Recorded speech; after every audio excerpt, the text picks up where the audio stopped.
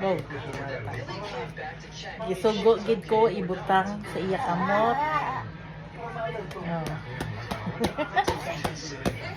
So na day. Boxing ka? Sino yung mabuksingon? Oh, nakakas?